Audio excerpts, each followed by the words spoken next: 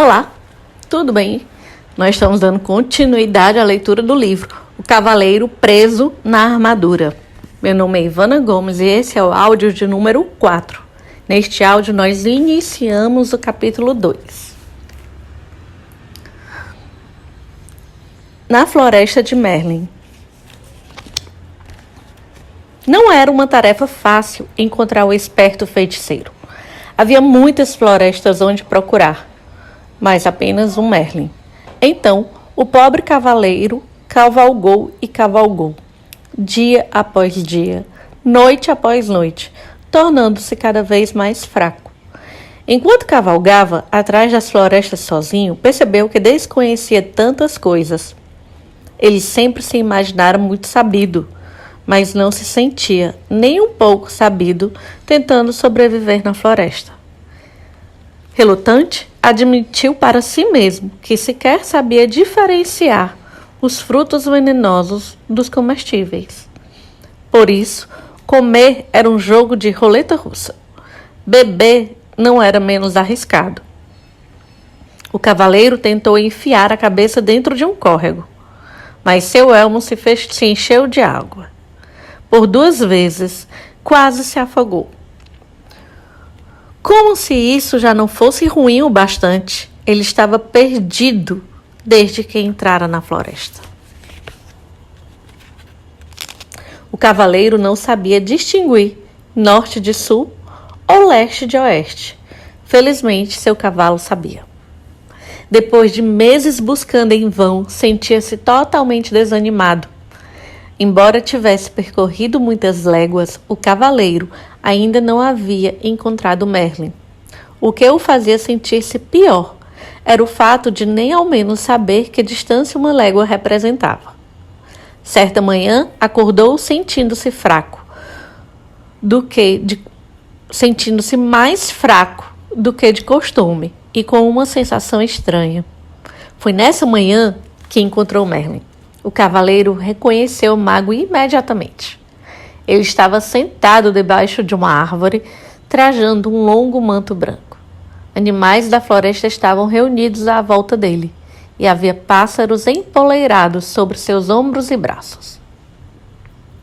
O cavaleiro balançou a cabeça melancolicamente de um lado para o outro, e a armadura rangia com o movimento. Ele pensava, como era possível que todos esses animais encontrassem Merlin tão facilmente, se para mim era tão difícil. Exausto, o cavaleiro desmontou do cavalo. Estive procurando por você, ele disse ao mago. Há meses que estou perdido.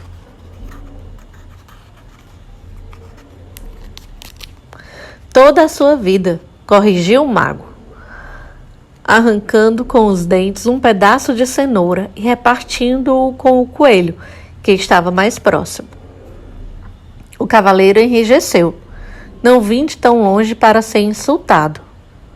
Quem sabe você sempre tenha considerado a verdade um insulto, disse Merlin, compartilhando a cenoura com alguns dos outros animais. O cavaleiro também não ficou muito feliz com esse comentário, mas estava fraco demais, com fome e sede, para montar novamente em seu cavalo e sair cavalgando.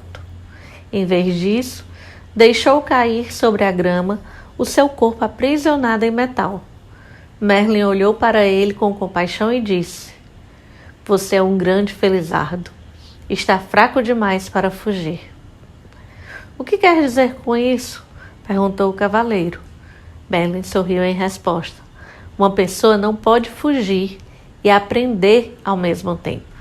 Ela precisa permanecer algum tempo no mesmo lugar. Ficarei por aqui somente o tempo necessário para aprender a me livrar desta armadura, disse o cavaleiro. Quando você aprender isso, afirmou Merlin, nunca mais precisará montar em seu cavalo e ir cavalgando em todas as direções. O cavaleiro estava muito cansado para questionar isso. De algum modo, sentiu-se confortado e pegou no sono prontamente. Quando acordou, viu Merlin e os animais que estavam à sua volta. Tentou sentar, mas estava sem forças. Merlin lhe ofereceu um cálice prateado que continha um líquido de cor estranha. Beba isso, ele ordenou. O que é isso? Perguntou o cavaleiro, olhando para o cálice com suspeita. Você é tão medroso, disse Merlin. É claro, é por isso que veste essa armadura. Como estava com muita sede, o cavaleiro preferiu não contrariar o mago. Está bem, eu bebo. Despeje através da viseira. Isso não, disse Merlin. Esse líquido é precioso demais para ser desperdiçado. Ele então arrancou um bambu, colocou uma ponta dentro do cálice e enfiou a outra por um dos orifícios da viseira do cavaleiro. Que grande ideia, disse o cavaleiro. Chamo isso de canudo, replicou Merlin. Por quê? Por que não? O cavaleiro encolheu os ombros e sorveu a bebida com o canudo. Os primeiros goles pareciam amargos, os seguintes mais agradáveis e os últimos absolutamente deliciosos. Agradecido, o cavaleiro devolveu o cálice a Merlin. Você deveria colocar esse produto à venda. Poderia vender jarros dele. Merlin apenas sorriu. O que é essa bebida? Perguntou o cavaleiro. Vida, respondeu Merlin. Vida? Sim, disse o sábio mago. Não parecia amargo no início? E depois, enquanto você provava mais, não ia se tornando agradável? O cavaleiro concordou. Sim, e os últimos goles eram absolutamente deliciosos.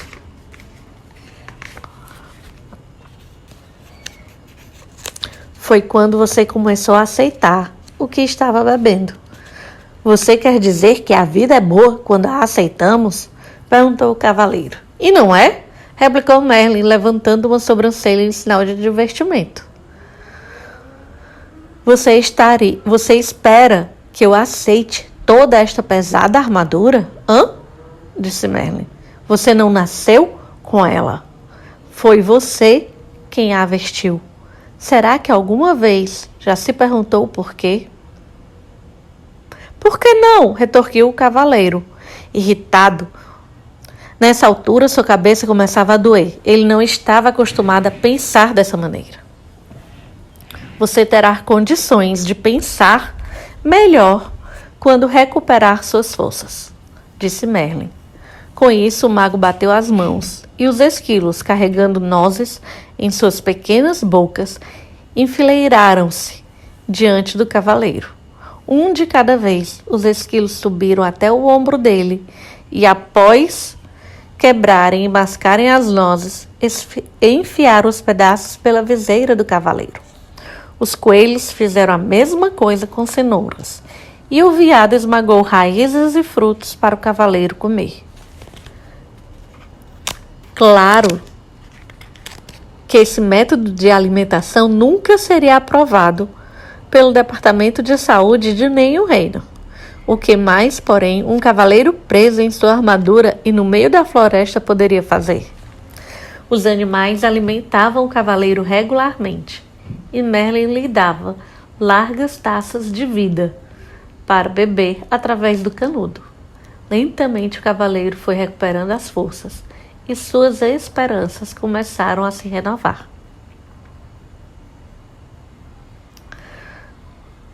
Gente, eu termino aqui essa leitura. E uma parte que ficou que me pegou bastante foi aqui na parte onde ele diz a questão de aceitar a vida, né? Que quando ele deu vida para ele beber, e que a vida ia ficando mais gostosa, e que ela foi ficando mais gostosa à medida que se aceita a vida, né? Então isso ficou muito forte assim em mim. E a outra coisa que eu lembro aqui, né, para a gente ver, é o que isso pode estar trazendo na nossa vida, para nós. E a outra coisa, né, quando aprender, não precisa cavalgar para todas as direções. né? Que ele teve uma hora que o mago disse isso pro cavaleiro. E ele pegou e disse isso, né? Referente também o quê? Que o medo acabava sendo uma proteção para ele, por isso o cavaleiro também se vestia de armadura. E quando ele não tivesse mais medo, ele não precisava nem cavalgar. E aí ele também não ia precisar mais da armadura dele. E como que a gente tem feito isso na nossa vida? Quanto tempo nós estamos perdendo tendo medo? O quanto tempo nós estamos perdendo da nossa vida se protegendo, vestindo armaduras? Gente, comenta aqui embaixo, curte, compartilha com alguém a questão da leitura desse livro. E comenta comigo o que você achou dessa parte desse livro. Vejo vocês no próximo áudio.